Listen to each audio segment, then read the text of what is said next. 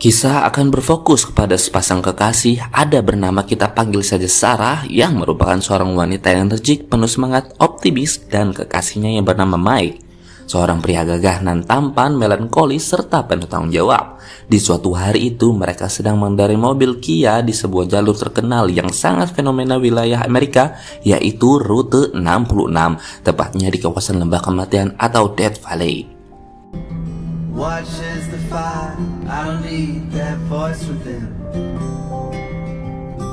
Jalur ini memiliki panjang sekitar 3.940 km dari kota Chicago dan berakhir di kota Los Angeles, tepatnya di Santa Monica Beach. Sarah dan Mike terlihat enjoy menikmati perjalanan di tengah padang gersang yang sangat sepi, yang mana tujuan mereka adalah untuk bertemu dengan ayah Sarah yang sudah lama tidak dilongok untuk membicarakan tentang rencana pernikahan mereka. Saat sedang bercanda gurau itulah mereka mengalami kejadian yang mengejutkan ketika mobil seolah menabrak sesuatu dan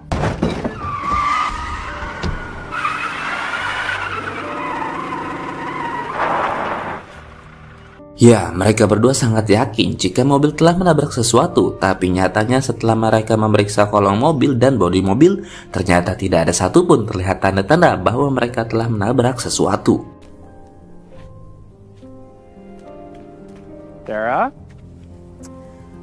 Dan inilah The Fairway. Setelah mengalami kejadian tak masuk akal barusan, Mike dan Sarah kembali melanjutkan perjalanan, di mana kali ini mereka mendapati sebuah mobil Dodge Challenger berwarna hitam yang melaju hitam, seolah membuntuti mereka sehingga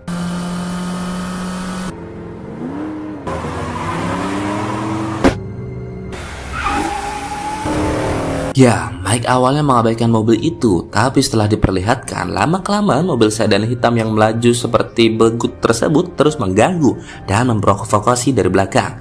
Tentu saja Mike mulai merasa resah, terlebih lagi dia selalu terbayang-bayang tentang cerita horor yang terjadi di jalur tersebut.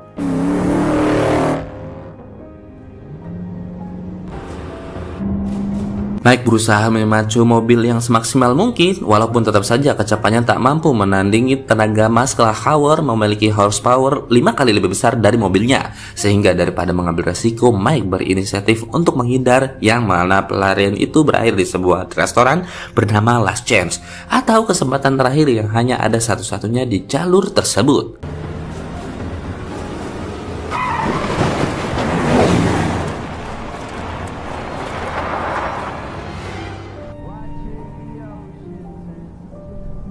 Perdebatan mulai terjadi saat Sarah memprotes aksi Mike mengobrolkan mobil kecerdasan tinggi karena ia mengira mobil para pemuda isengnya ingin pamer kendaraan saja.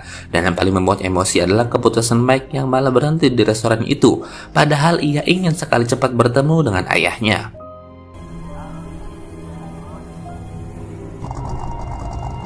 Mike pun membela diri dan mengatakan bahwa ia sangat yakin bahwa orang yang membuntutinya itu seperti mempunyai rencana untuk mencelakai mereka. Dan karena situasi masih tegang serta Mike yang sudah kebelet pipis, maka mereka sepakat untuk mampir di restoran tersebut sampai keadaan membaik.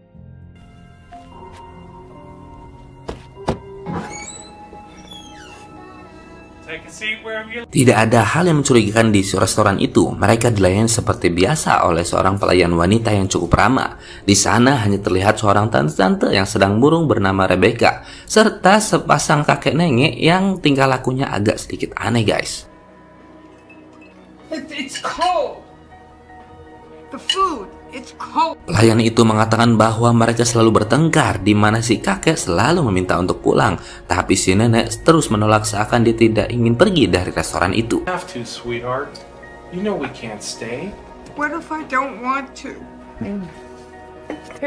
Untuk mencegah kegaduhan yang mengganggu pengunjung lain, tiba-tiba sang manajer restoran, Anthony, mencoba melarang kakek dan si nenek, kemudian menenangkan mereka supaya bisa segera pulang.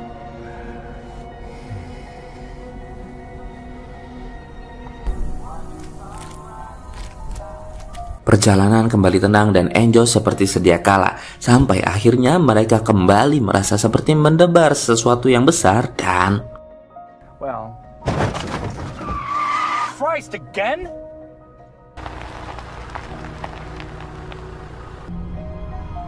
Disitulah Sarah mulai percaya dan menyadari bahwa situasi yang mereka alami sangat terlebih sekali dengan kejadian tersebelumnya.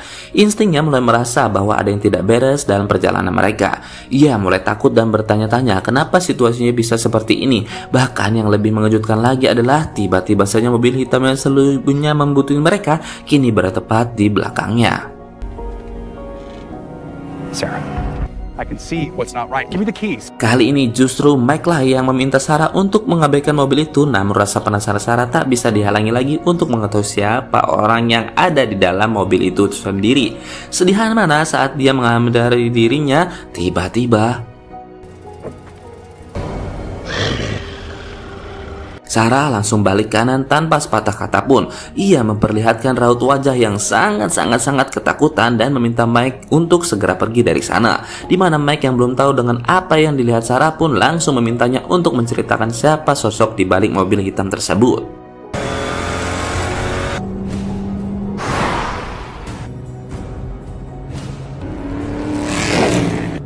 We can't outrun it.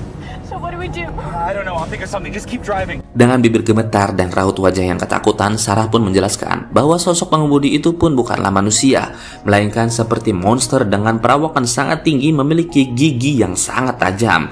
Dan mereka pun terus saja menghindari mobil itu.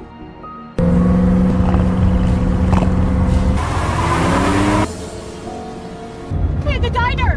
Worked last time.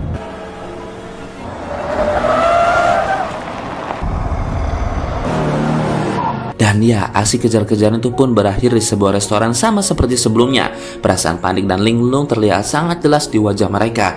Seakan tak percaya dan bertanya-tanya kenapa bisa kembali ke restoran ini, padahal kita sudah menggunakan rute yang benar. Namun apapun yang terjadi, yang pasti di sana Sarah tak mau melewatkan momen untuk menelpon pihak kepolisian supaya mereka bisa segera diselamatkan. Faktanya, tanpa sepengetahuan Sarah, ternyata yang menjawab telepon tersebut adalah Anthony, sang manajer restoran yang seakan-akan telah men-setting telepon itu supaya selalu terhubung dengan teleponnya. Tujuannya tentu saja agar Sarah dan Michael tetap bisa berada di restorannya. Can I get some help here? My friend, so good to see you again. I need your help. I need your help. Awalnya Sarah dan Mike belum menyadari tentang niat Anthony yang sebenarnya, sebab Anthony terlihat sangat meyakinkan, seakan tulus dan berjanji akan membantu mereka. Bahkan ia sengaja menyiapkan salah satu kamar agar Sarah dan Mike bisa menginap. Grab a seat. Denise, let's get them some menus. Let's take care of our guests.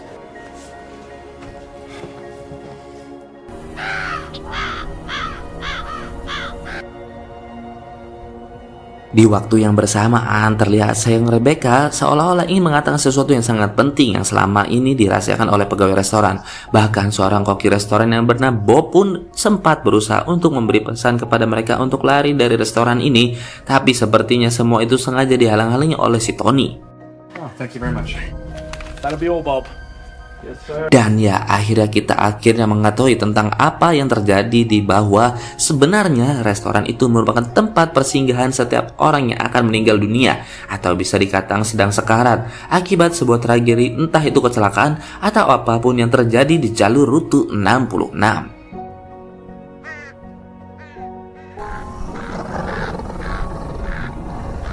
Look, I think we should just try to rest and relax for the night, okay? Restoran itu diibaratkan seperti sebuah ilusi atau semacam portal antara alam nyata dan alam goib bagi orang-orang yang akan meninggal, dengan memvisualisasikan seakan menjadi tempat persinggahan terakhir bagi orang-orang yang ditakdirkan untuk meninggal di jalur ini.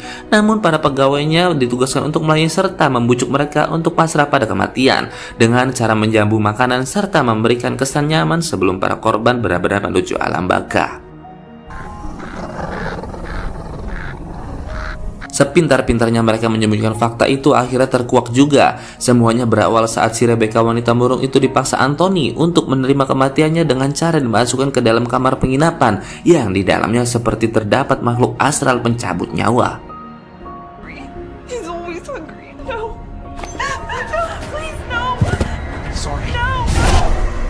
Pada akhirnya, fakta tentang restoran itu pun diketahui oleh kedua pasangan ini, yang mana saat mereka hampir saja terbujuk untuk menginap dan masuk ke dalam kamar, tiba-tiba saja Sarah melihat bayangan mengerikan dari jendela kaca, tepat saat wanita burung itu sedang dicabut nyawa oleh sesosok makhluk tinggi besar dalam kamarnya.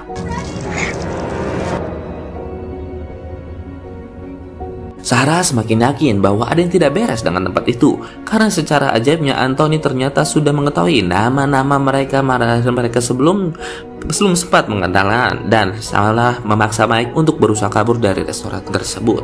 Go inside the room. We'll talk it all through. Go. Wait! Wait! Wait!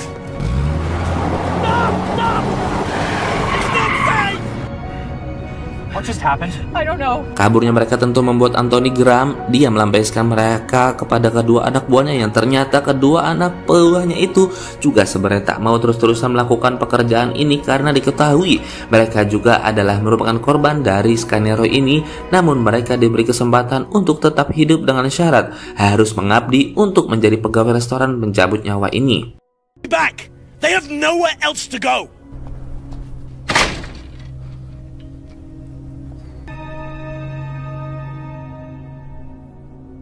Di saat yang sama, Mike dan Sarah lagi-lagi dikejar oleh mobil hitam misterius itu. Namun kini Mike sudah memiliki rencana akan putar balik berharap bisa keluar dari jalur yang tak berujung ini.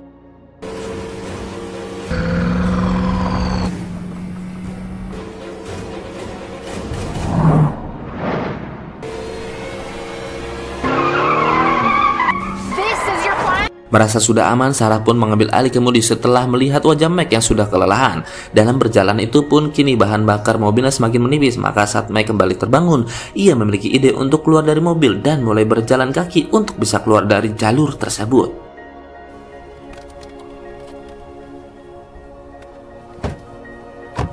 Nothing is stayed the same, so no looping. Saat mereka sedang berjalan menyusuri lembah kematian itulah, Sarah dan Mike kembali dikejutkan saat menemukan mobil milik mereka berada di tempat lain dengan kondisi yang sudah hancur.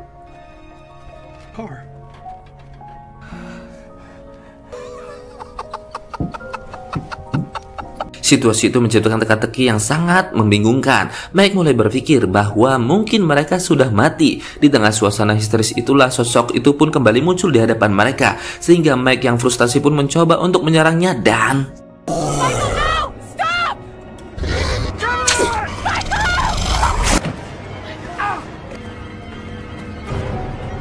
Sarah segera membawa Mike kabur dan kembali ke tempat semula di mana mobil mereka ditinggalkan.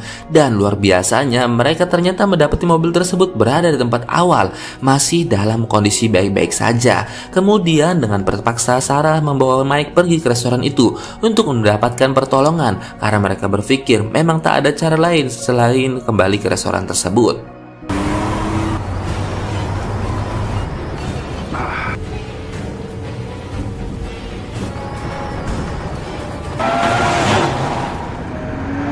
Sesampainya di sana, Sarah segera menemui Anthony untuk menanyakan apa yang sebenarnya terjadi kepada mereka. Di sanalah Anthony menjelaskan bahwa orang yang memburunya itu adalah sosok goib yang dijuluki si tukang perahu yang bertugas membawa jiwa-jiwa yang sudah mati di jalur rute 66. Maka sekuat dan sejauh apapun mereka menghindarinya, makhluk itu pun tetap akan bisa menemukannya.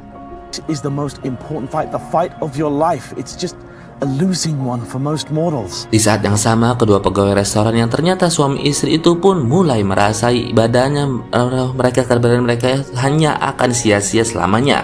Maka Bob diminta untuk mengobarkan dirinya demi bisa menyelamatkan kedua sejoli ini dari kematian. Yang semua ini dilakukan karena Bob teringat akan kebaikan mereka padanya. Bahkan ia melihat sosok Bob seperti ayahnya sendiri.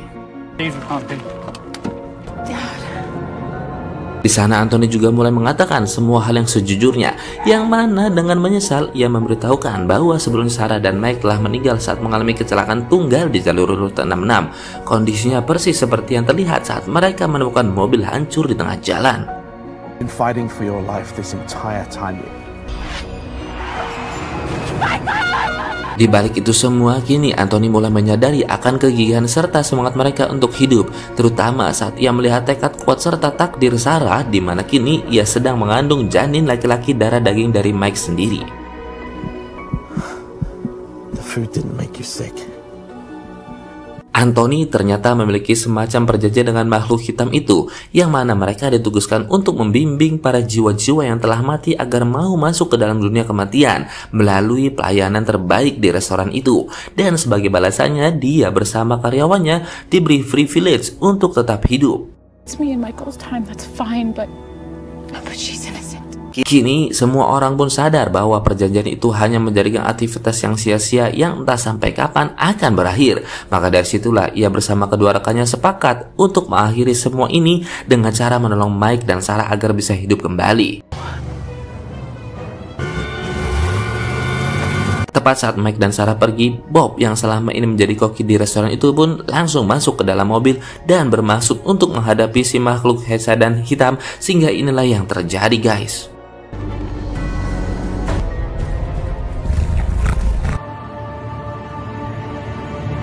Tamat, ending yang sangat menyedihkan, guys. Pesan yang bisa kita ambil dari film ini adalah kita punya cara sendiri untuk bertahan hidup tanpa orang yang kita cintai, dan kehidupan hanyalah sementara, pasti akan menjadi kematian. Jadi tetaplah berbuat baik dan semangat untuk menjalani hidup ini, guys. Terima kasih yang sudah menonton dan tetap di Hans Film.